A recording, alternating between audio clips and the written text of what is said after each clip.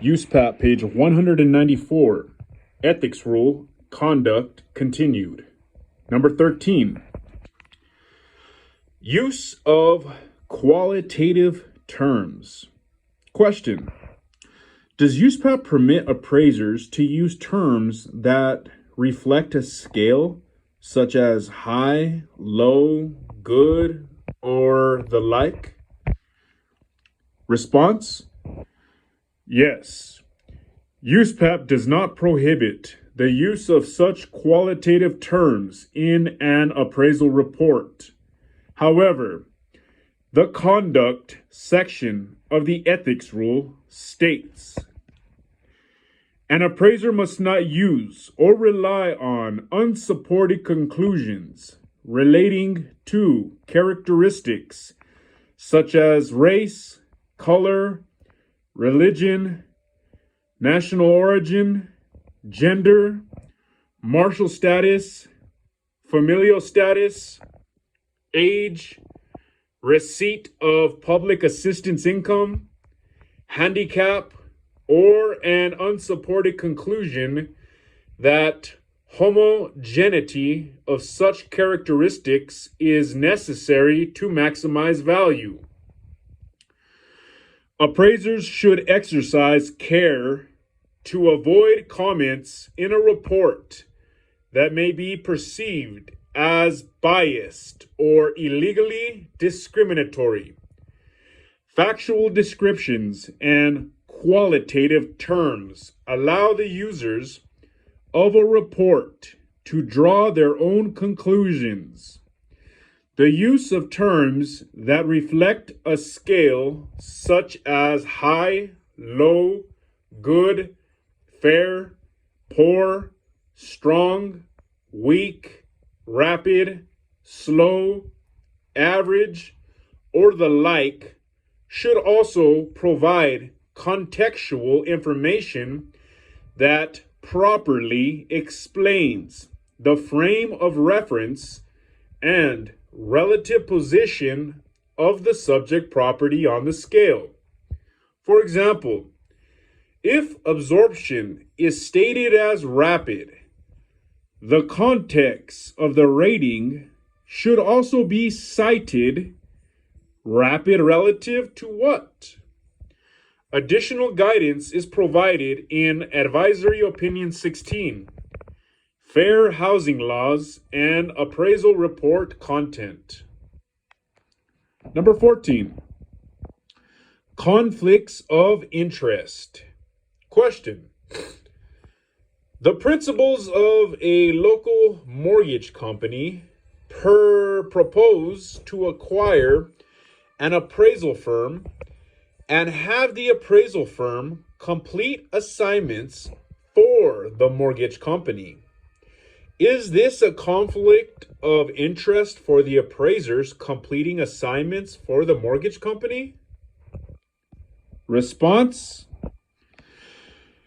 An appraiser should review the ethics rule and standards rule 2-3 when completing appraisal assignments in situations where the appraisal company that engages by employment or contract the appraiser is owned by the client. It is important to note that USPAP does not prohibit the acceptance of an assignment in this specific situation. In an appraisal assignment developed under Standard 1 and reported under Standard 2, an appraiser must specify the particulars in a situation where he or she has any present or prospective interest with respect to the parties involved in the property that is the subject of the report.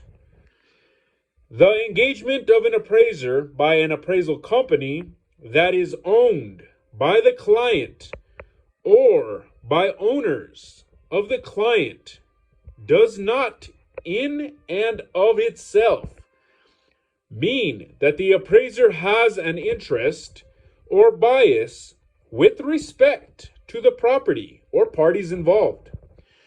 If the appraiser has an interest but can provide the service in an ethical, unbiased manner, then the appraiser can accept the assignment as long as the appraiser is competent and properly discloses the interest in accordance with Standards Rule 2-3.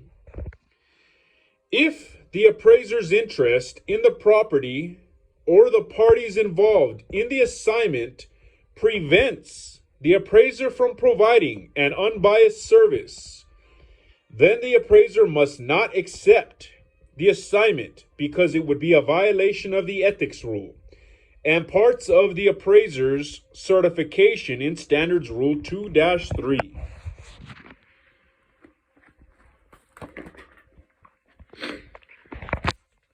Page 195. Number 15.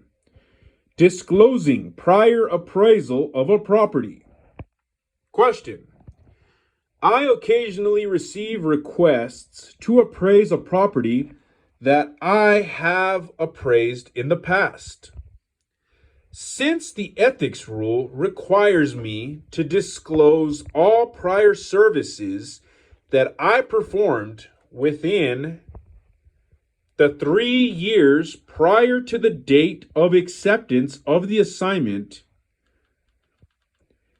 isn't disclosing that I previously performed an appraisal on the property a violation of an appraiser's responsibility under the confidentiality section of the ethics rule?